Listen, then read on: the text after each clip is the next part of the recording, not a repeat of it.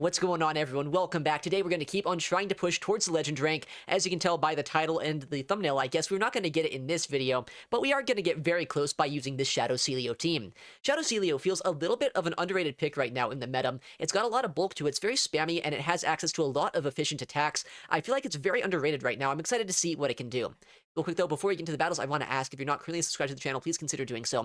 It does have quite a bit, and I'd really appreciate it. But let's get into the battles and see what Shadow Sealeo can do. Alright, first game of the day.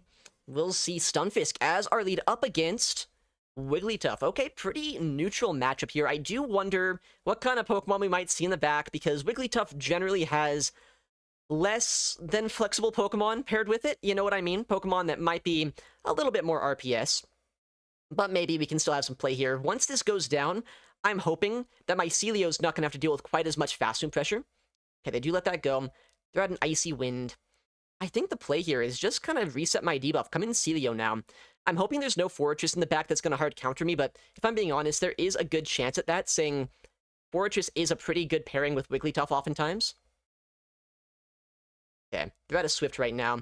And honestly, if they're staying in here to land this, I think I'm pretty fine to shield this up. Because I don't know how much fast move pressure they have, there's a chance they're trying to just degen me right now, so we'll make sure that we have some HP left over. And we end up seeing a Gastro come in, of all things. Definitely not an answer to Sealeo, but it is a Pokemon that can have some neutral play here. I save a lot of energy on my Ufisk as well, so if I need to go for a Mud Bomb or a Discharge later on, I will have that. But they have been a little bit soft so far to the Corviknight. And that's only a Body Slam. I can survive this. I'll let it go. And then I think I can build it to back-to-back moves, actually, and potentially get a Body Slam off here, a Body Slam off against the Wigglytuff, and hopefully be in a good spot. Or maybe if they shield this, I can double throw, right? Although they might be able to shield this and get the Body Slam off. If they do shield, and my switch clock is up, I think I switch into Corviknight. They don't shield, though. Okay. What comes in? Probably Wigglytuff, right? Yeah. So we get the Body Slam through. This is going to knock them out if they let it go. And if they shield this up, then... I mean, I still have my energy on my Ufisk, right? And they dumped energy earlier. Okay, that actually doesn't quite knock them out, but it's close enough. Whoa. Okay, Drifblim in the back. Not exactly the Pokemon I was expecting to see, but I have so much energy here on my Ufisk, I think I can just get to 2 discharges, and then either spam out Air Cutters or get a payback off. So we'll see what they end up doing. And it's a non-Shadow Drifblim too, so it's not going to hurt anywhere near as much with Shadow Balls and Astonishes against my Corviknight. They do double shield. They're probably going to go for an Icy Wind to make it so they do survive my attack, and honestly, if they don't Icy Wind us, like, I just knock them out with a payback then. So we always no-shield this. Okay, they're at 6, 7, 8. And this is easily going to put them into farm down range. Let's see if we get a... well, actually, they don't have any shields left, so... no shield going to come through. Does this put them into Air Cutter range? Yeah, I mean, even after a second debuff, it should. Likely another Icy Wind coming through, but, I mean, I do kind of have to shield this up. If I don't, then I'm just relying solely on Ufisk at this point, and that is never something you really want to do. Okay, we get the Air Cutter through, though, and I think at this point, even if this doesn't knock out, I should just be able to Thundershock everything down with my Ufisk. Yeah, that knocks out. Wigglytuff comes in, few sand attacks, knocks that out to him. Let's go. Alright, next opponent. Another fellow Legend Pusher. Let's see if we can pick up a good lead. Oh boy, okay. I've seen a trainer recently running a team with, like, Aegislash in the back with this. I wouldn't be surprised if that's the case here. 4, 5.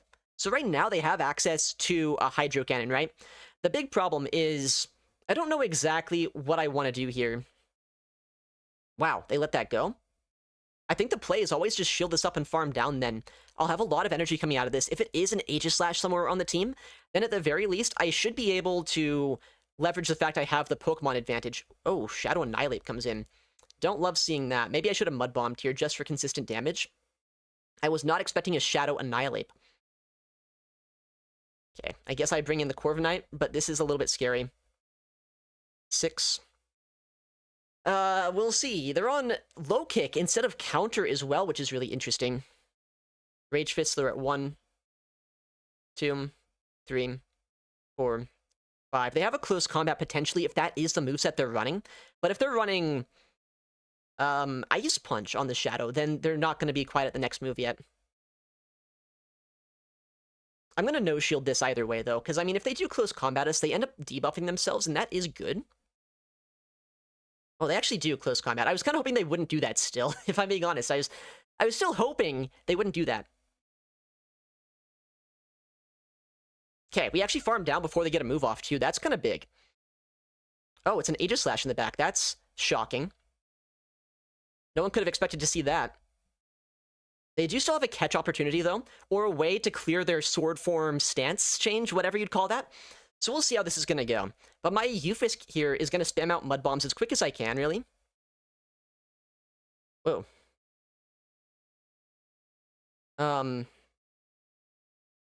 I guess I shield this up. I don't know. I wasn't expecting them to throw as quickly as they just did there. They might switch out now. Or they might, at this point, just try to take this as an opportunity to go back into shield form by shielding. Shocker, I know. Change back to shield form. Makes sense. That's what Aegislashes do best. Okay. Well, I land this attack, and that is good. Because I have a Mud Bomb still loaded right now. But, man, Aegislash here is going to start putting in some work, and I don't love that.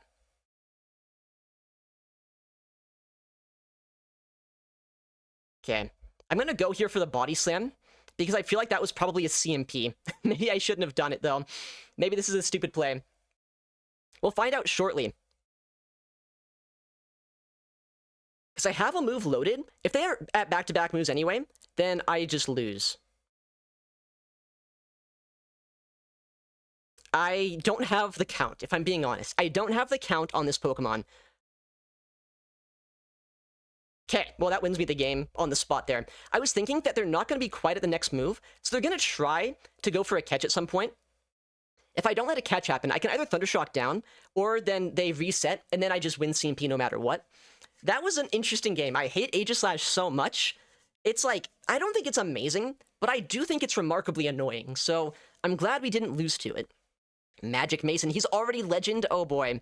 Imagine being Legend, it couldn't be me. Yufisk into Jellicent, though. Okay, pretty neutral lead matchup here. The most awkward part about this is, I don't know if I quite two-shot with my discharges. I'm going to try to, obviously, but it's going to be a little bit dicey, because Yufisk isn't exactly the most offensive Pokemon. It's almost a two-shot. I'm actually going to go for a Surf catch here, though. I feel like this might be an insane play, but it could also be really funny. So I'm going to go for it. They're at 6 right now, so if this is a Surf, they're 1 away from a Surf, but 2 away from a Shadow Ball. Oh, he bait out a Shadow Typhlosion. I'm glad that I baited this out, not going to lie. I actually get both shields here, unless he throws on... Well, he might just, like... I bet he 2-shield farms this down, but I did need to bait this out. Yeah, okay. I think that's fine. I think we're in a playable spot right now. He's going to get 2 Blast Burns, but I mean, I still have my Yufisk, right? Yufisk should be able to whittle this down. Well, I mean, just straight up knock him out even. Yeah, he's at back-to-back Blast Burns. And if he doesn't throw on bad timing here both times, then I just guarantee to get a charge attack here before I have to double shield. I'd love to be able to catch one of these, but I also don't want to let my Corviknight get deleted, so we're not going to do that. I gotta watch for the Jellicent to swap back in, though. I wouldn't be surprised if he brings it in here. Oh, interesting. It's not the Jellicent, actually. It's a Clodsire, which is very fine, I think. I think my Corviknight can close out this game pretty easily. He's at 6. Am I even in Earthquake range? I don't know. Alright. He's at 9 right now, so 2 away from 100 energy. So either should I catch immediately or after 1 or after 2? I don't know. I guess I catch after 1. That was the answer. So we get a full Earthquake caught on our Corviknight here, and now I just build up energy, I believe. Because energy here is going to be very hard to deal with in the backline. And I still have energy on my Yufisk, so I think we're in a really good spot. He also might be on Sludge Bomb, which would be even worse for him, but the fact that he's throwing here right when he'd get a Stone Edge makes me think it's probably actually just a Stone Edge, unfortunately. Oh, never mind. It's an Earthquake. Crazy. And right now, that should just be a Surf. And even if it's not, our Yufisk just comes in and wins the game. Yeah, just a Surf. Okay, I want to have enough energy here to be able to get a move off into that Typhlosion, or potentially stall the Switch Clock long enough just to bring back in my Yufisk. which I think, yeah, we can just switch out now. Typhlosion is completely energy dry, which means they're 3 away from reaching a move. I can just throw here when I'm now only going to be 4 Thunder Shocks away from a Mud Bomb, so now they're not even going to reach a Thunder Punch against us. We knock them out there, and now all we gotta do is tap the Mud Bomb, and that should be it. Interesting team, actually. Kind of soft to the Unova and Stunfisk, not gonna lie. The Jellicent Typhlosion core, very weak to Fisk. But, I mean, also, they did play well. They had Typhlosion. That thing's always a little bit scary. So, luckily, we still got the win. Alright, next game. We'll see Stunfisk into Alolan Ninetales. Not a great lead, but it is playable. I'm going to swap into my Sealeo and hope... Okay, I guess I did a Thundershock. I'm going to swap into my Sealeo and hope at this point there's no hard counter on this team. Turns out there is a hard counter. It's a Jellicent, which is not surprising, but it is disappointing. I was hoping for no Jellicent. I don't know exactly what to do, because they built up a lot of energy on that Ninetales. I don't have an answer to it. So, what I'm going to do here is I'm going to hope that I can survive this well enough to get to 2 more charge attacks, and either force energy out of them, or potentially get a shield. Okay. I'm just 1 more Powder Snow away from a Surf here. We'll see if they let me get it, or if they snipe us down with a move. Okay. We actually do get it off. That's a little surprising. I hate that I have a Steel type in the back, and I'm not even sure that's an answer to Ninetales, though. Oh, that doesn't knock us out, which is actually a little unfortunate. That gives them an extra Hex. But I don't know if it matters. I survived 1 Surf anyway, so I think the play is no Shield the first, Shield the second, go for a Thundershock down, Mud Bomb the Ninetales, and hope the final Pokemon is not a hard counter to Corviknight. Although they have already been a little bit soft to Corviknight this game. So we'll see what the final Pokemon is. I hope what they do is they stay in. If they swap out right now, that's pretty bad. Yeah, they swap. Very nice play by them. I was very much worried that they were going to do that. I was literally saying, I hope they don't do that. But the fact they threw on alignment kind of made me think they were going to. Unfortunately, I almost think the fact I did 1 Thundershock before swapping out makes them think I'm a little bit weak to the Ninetales here. And that's not the case. The reason I did an extra Thundershock in the lead is just because the game made me. So, that's not ideal. We got his shield with a Mud Bomb, though. That's kind of funny. What's in the back, though? I could see it being a Furret, a Ufisk, a Feraligatr. But what I can't see it being is something I would beat. I think they just have us hard countered here. I feel like there's not much that I can really realistically see in the back line. Okay, I mean, at least I get a CMP here. So that's going to guarantee this Pokemon goes down, and that's the 4th charge attack thrown here, so I should be able to swap back into my Ufisk, and if it's like, okay, what's something that Ufisk beats at like half HP with no energy? Pelipper. Do I even beat Pelipper? If they Weather Ball me, I might get knocked out. Gyarados. No, they still outpace us. I don't know. Oh. Or, fun fact, Quagsire is another option. Yeah, we do not beat that, unfortunately. Little bit of a hard counter. Alright, next opponent. Hopefully a slightly less hard counter game here. We'll see Stunfisk into Stunfisk, a Person of Culture. I mean, this is where I want to see it, right? I have 2 things in the backline, kind of soft to electric type damage, so if I can get rid of this, or at the very least whittle it down, so my Corviknight doesn't have to be RPS'd by it, then I'm pretty happy. Might have been a CMP. It's so hard to tell nowadays, because sometimes sneaks don't actually visually come through. But if it was a CMP, which it was, okay. Now we learn that I have the higher attack stat, which means they might try to go for a catch on the 3rd move. Which is a smart play, believe it or not. But we'll see what they actually end up doing. I'm going to overfarm here, I think.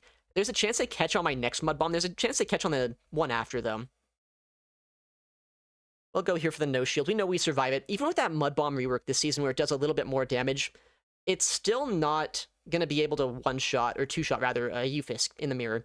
Maybe throw in Mudshot, actually. Is that an idea? Mudshot, Ufisk? That might be crazy. That's just, like, intentionally doing less damage for no reason. Okay. We go for the catch. I'm kind of surprised they didn't, but I save a Mud Bomb, and unless they discharged a Ground and Electric type, then they're not going to be able to outpace us to the next move. Yeah, just a Mud Bomb. Oh, and we see a Togekiss come in. How is my Steel type my worst matchup into the Fairy? Honestly, maybe it's not my worst matchup. Sealeo would take a lot of damage from potential Aura Spheres, so maybe it's not that bad for us. The chip damage that I took there from that Mud Bomb, though, does put me into a bit more of a precarious spot here, though, where potentially 2 of these Aura Spheres will knock us out. Whereas under normal circumstances, that's not quite the case.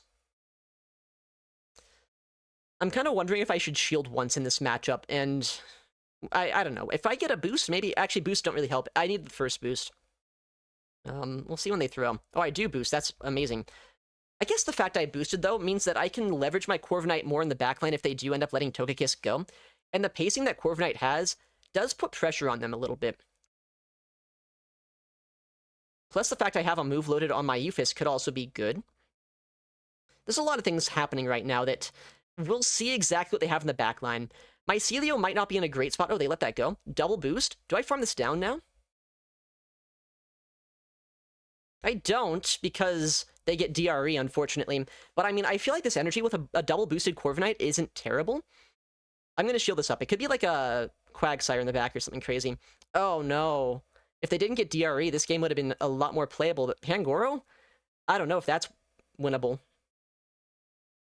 I need to get a second Air Cutter here, and I don't know if I will. I don't get DRE. If I got DRE, then I could make them close combat my Sealeo, and then maybe somehow get a move off with my Eufisk. Dialap, oh boy. Another legend. We'll see what he's running nowadays.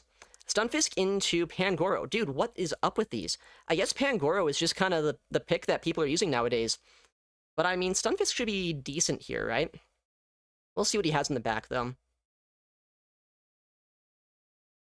Yeah. I'm at back-to-back discharges. Maybe I should have discharged, because he hasn't thrown a move just yet.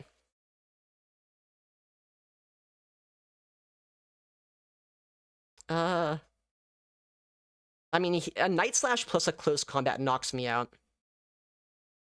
Okay. He shielded the close combat. So now he's forced into throwing a second one. We'll see if he wants to stay in here or not. He does close combat again. Okay, what's that? Not the Cresselia that I would have hoped, seeing the Mono Psychic. I don't love what I'm seeing so far this game. I don't love it, because this is an energy lead Grumpig, and that can put in a lot of work. Although Sand Attack does add up quite a bit over time, too. We'll see how he plays this out. I feel like he has to shield this, though, right?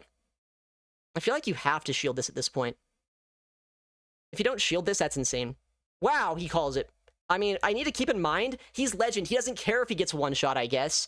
That's an insane call, though. That's an absolutely crazy call to make. I hate it so much, but maybe something in the backline is beatable.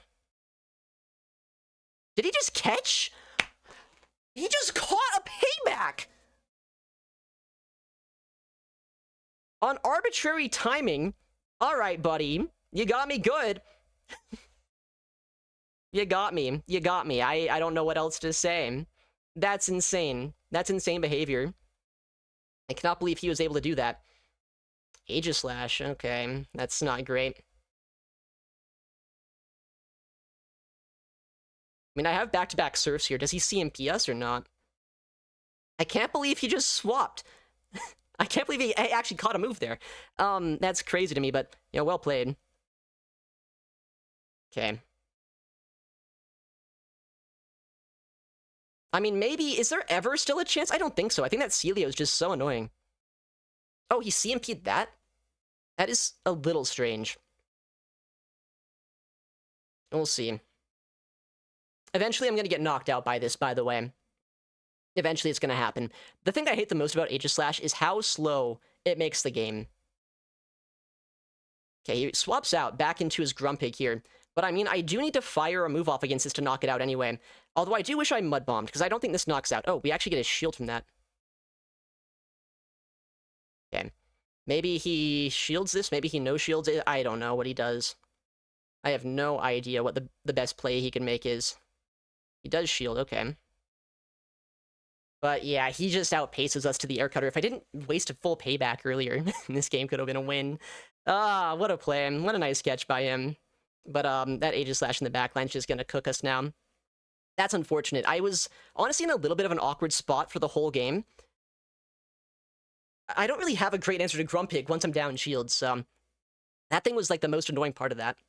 All right, next game. And we'll see Stunfisk into Shadow Zard. Okay, depending on the moveset, either we resist a lot of the fast move pressure, or maybe they have... Okay, it is going to be on Ember, which is a little bit scarier. A lot more energy generation. What a catch, actually. Wow. Wow. It's hard to be mad about that, but that's an insane catch. Well played. I was not expecting an instant catch there. I guess I should have been. But I think that my Sealeo can come in and still put in a lot of work here. Whoa, was that only 6?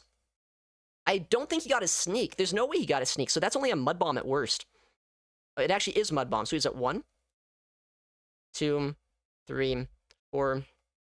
Surf here to guarantee a knockout or a shield. I don't know who wins this CMP, actually. I bet it's probably Quagsire. 5. And we do get a CMP there. I think that's fine.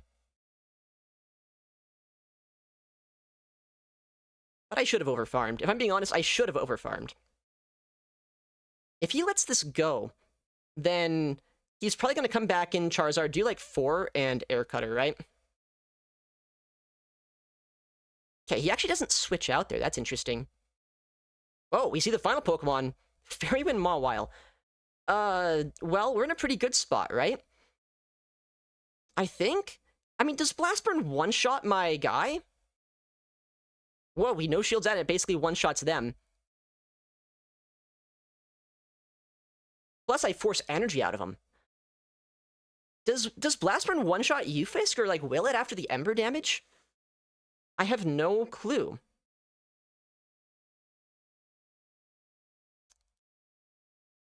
I think my play here, though, is don't shield an Air Cutter first. Because if you like Air Cutters and boosts, which he just went for, then that could be bad. But no shielding that should put us in a better spot.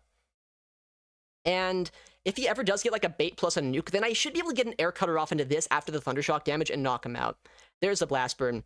Okay, we're making the calls right now. He needs to have another Blast Burn right now to knock out my Eufisk, if that's even enough, which I guess it probably is after the Air Cutter. We'll see, though.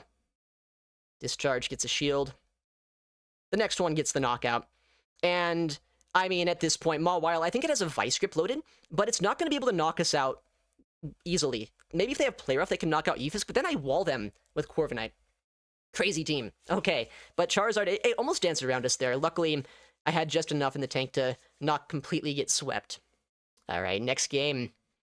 Hopefully we can pick up another good lead. I mean, Charizard, about as good of a lead as it gets. Wigglytuff, not so much, but still playable, I guess. We'll see what they do. Because oftentimes you see Wigglytuffs no-shield the first move, despite the fact they haven't debuffed us yet. But if we get a shield initially, that's also pretty nice. Mud Bomb's gonna do about, like, not quite 2-shot, but it's gonna put them down to around half their HP, if it does end up landing. And they let it go. Okay. Whoa. Okay. This is such an annoying spot to be in, because obviously, they could be on Brick Break, or they could be on Trailblaze. And I don't know which one to believe. I think I'm going to stay in here, because I survive a Trailblaze, and if they do have Trailblaze, then I can wall them on my Corviknight. We'll see, though. It is Trailblaze. I should have come in Corviknight. I guess I should have just brought in Corviknight. That's annoying. But it's fine, because like now they're in range where I can knock them out with a payback pretty easily. I can't believe they're actually on Trailblaze, so I've seen so many Brick Break Furrets recently that I wasn't really expecting it, especially with the Wigglytuff lead, because then you have a lot more play into the Steel types with Brick Break. Okay, we'll just go for a shield or a knockout immediately. I don't know what we're gonna get, honestly. Maybe we get a shield? No, they let it go. Okay. Wiggles does have some energy on it. Oh, we see the final Pokemon come in. Mudshot Diggersby. Kind of a scary Pokemon. I'm going to have a lot of work to do this game with my Sealeo, but just chipping down Diggersby is hopefully going to help out a little bit. No boost. Oh, they instantly Fire Punch. Interesting. I don't think this knocks me out. Do I ever switch? I think I'm going to switch. 4, 5. So they have a Scorching actually right now. I guess I shield this, because it could be a Fire Punch, but I feel like they always Scorching us. Unless they're insane and annoying. Okay, good. Don't debuff me. They don't. Alright. And they're at 6 right now. Which means that they are 3 away from the next move. Maybe I should have gone for the full send here of a Surf, But no, we do get a shield off that. 7. And here's the thing. I can shield this up. Then I can go for another Powder Snow into a Surf to guarantee a shield or a knockout. And then I can swap back in my Stunfisk. And then go for a Mud Bomb. And I'll save my Sealeo. I still have my Corviknight. I think I'm fine, but it's going to be so close. Just because that Diggersby is such an annoying Pokemon as well. Get the Mud Bomb through him. Honestly, I'm fine if this doesn't knock out, as long as they can't switch themselves back into the Diggersby and save this Wigglytuff. I don't want that to happen. It probably will happen, though. Yeah, okay. Exactly what I didn't want to see happen, but I think we're still fine. Because Sealeo comes back in, and I should just get a Surf off and survive whatever they throw against us. Wigglytuff's forced to throw energy against my Sealeo, then Corviknight hopefully finishes off the game.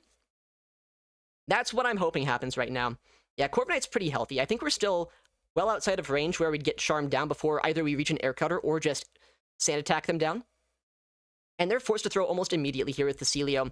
If they don't, they just get Powder Snowed through them. Yeah, looks like they even waited to see if I was going to catch, so I actually got the Powder Snow to register.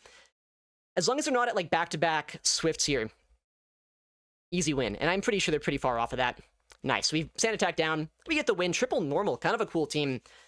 But we're able to still come out on top. Alright, next opponent. We'll see Stunfisk into... Oof! Well, we lost the last one of these we saw. Maybe one day we'll see a Charm variant Ninetales, and then I won't have to worry as much with my Ufisk. Whoa. But they bring in a regular Gator here, which is not really a counter to us. At least that means they're not... Oh, I wonder if that's Ufisk in the back then. At least they don't have, like, a Jelly, right? That's the big thing. 5. Okay, Hydro Cannon's gonna hurt. It doesn't two-shot us from here, but the Shadow Claw damage adds up a lot quicker than my Powder Snows, so they will get our shields down first. But if I shield once, then I win the 1s and 2s. Okay. Shield this up for sure. Make sure I have enough energy as well if that Ninetales comes back in, that I can chip him down with my Sealeo.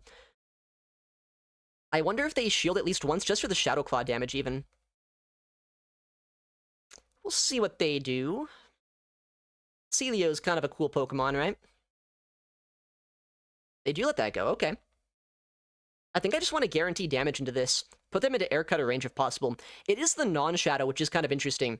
Also, I am worried, like, what if it's a Quagsire in the back, actually? Because Quagsire was what we saw last time, and at that point, we're in a lot of trouble as well. I don't think a Weather Ball is quite enough to knock us out from here, but maybe it is. They do Gleam, okay. So that's a lot of energy down the drain, but they'll always get to 2 Weather Balls against my Corviknight. Maybe I'll get a boost? A boost would be very cool. Very exciting stuff. And they showed a Gleam, right? So they don't have Chilling Water here. They can't debuff me. Come on, Corviknight, I believe in you. Boost. Where's my boost? It actually would have been really nice to get a boost there because, as you can see, Corviknight's damage output is not the highest when you're forced into Sand Attack plus Air Cutter.